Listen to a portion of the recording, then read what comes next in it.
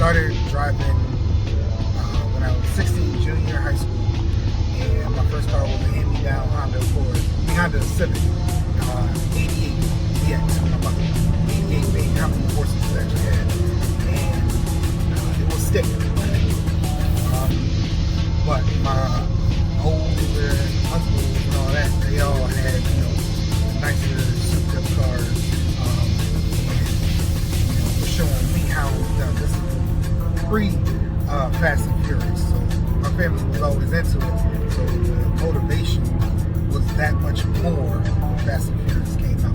So I'm a huge fan of the franchise. But what I noticed was that some of the cars had their intakes in the front of the car, which made perfect sense because of the amount of heat that comes from the engine bay, the transmission, and all that stuff. So I decided to move it to the front. And I couldn't do it with my previous cars. I didn't get that far ahead with my Civic that I got from my mother because I got into a car accident. I wasn't driving it. But the next few cars was a 93 Ford Pro GT stick. Then a car prior to this one was stolen in 2006. It's an Ultima. And prior to that, I had a 97 Ford Coupe. So now I'm in the 7 Gen Maximum. One upgrade after another. And this is the car that I've done the most work with. So I've been trying to figure out how I can get my intake in front of the engine so pulling that cooler air to the engine and deliver more power. And it was trial and error, straight Frankenstein project that I was doing. I couldn't find anything online that was already pre-made or prefabricated, so I decided to be the little experimental scientist that I am and do it myself. So what I did was ordered, I had my cane and cold air intake from one of my previous cars, but of course it wasn't compatible, so I had to make it compatible. So I ordered the intake tube, the 3-inch intake tube with the mass airflow sensor housing for this car, and put that on there so that the MAF could be stable and in place and not give me any false readings or check engine lights and all that stuff. So then I got what's one of the regular auto stores, whether it's Advanced Auto or AutoZone, one of them, and went and picked up all the different components to move it forward. So it was one of the straight pipes, 45-degree elbow, a 90-degree elbow joint, and a few couplers. So when I got to it, I was able to move it up, but I couldn't close the trunk, the hood. So so close, but so far, right? So I recognized what was holding it from closing the hood. So I cut out the spot, I guess you call it the front of the radiator housing. It's just plastic upholstery. Nice little square rectangle bracket that sits in place where the stock intake was housed, so it would just come straight from the grill to the intake hose. And so I already took that out, so I didn't need it. So I cut that little square off, and then I got what's called an accordion intake hose and put that in the front. Of course, I got dragged for it because you're supposed to be, the intent is to deliver more power, bring in cold air into the intake, and so that you can perform better, right? Well, because it's not smooth, the accordion actually, possibly, I didn't do a dyno test, but takes away from power because of the shape of it, and the air isn't flowing straight through. Like I said, it was an experiment. Wanted to see if it could be done, because I still couldn't close the hood with the straight 3-inch pipe. So finally went to the Facebook forum, or group or whatever, to find out, what are people doing? Not very many people do. One person had a squishy or a malleable rubber hose.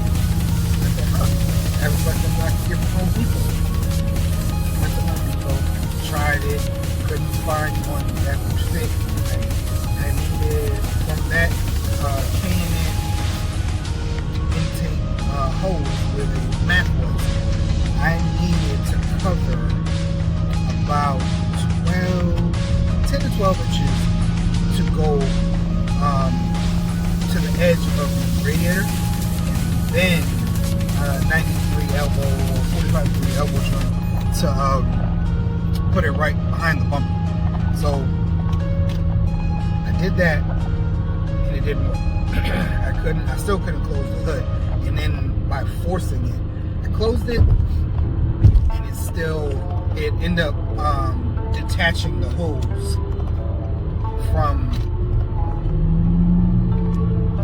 the intake. Like, even when I put the joint on, locked it in, screwed it down, it detached it. So I was just riding around. The intake was there, but it wasn't actually attached to the car. So I had to take that out. Then I finally had a chance to see someone in the Facebook group working on their downpipes, and they had their hood open. And there was a little black square, rectangular square on the hood. And I asked, what's that? Oh no, I take that back. He took the bumper off, headlights, all that stuff, and he had the intake sitting in the front. So my eyes got wide. I'm like, dude, how'd you do it? So he pointed out that that little rectangle at the front of the hood was a cutout for the hose, the intake hose, or pipe. So we went back and forth for a little bit, gave me ideas, he told me what he did, and I got right to it. And so that's what you guys are going to see here, is me literally taking my Dremel, and cutting that hole out. Just same Dremel that I used to cut the radiator housing, same Dremel that I used to cut the hole out for the intake pipe. So the process of doing this is what I did, and then finally being able to show it like stable, in place, not shaking, not bending, not getting crushed by the hood, was the highlight of my day. This is something I've been trying to do for at least 10 years with 3 different cars. Finally being able to do it, it's the excitement of my life. So, with that being said, sorry for rambling, but hit that like button, hit that subscribe button, comment, let me know what you think. Constructive criticism accepted as always, and hit that bell notification, alright? Hit that intro.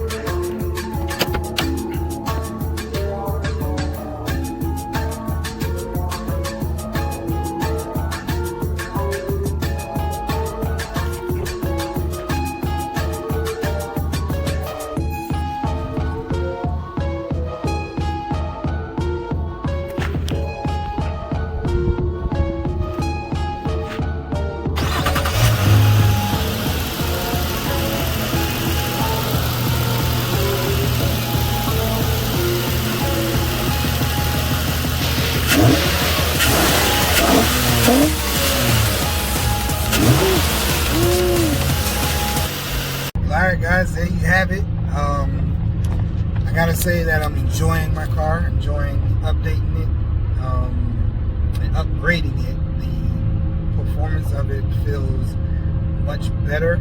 I appreciate the growl that it has in the front from Canyon filter, and then the new growl that it has in the back with the pipes. That being said, man, rest in peace to my Dremel. It was a good tool. It lasted me for over 10 years, but now it's on to the next one. Salute.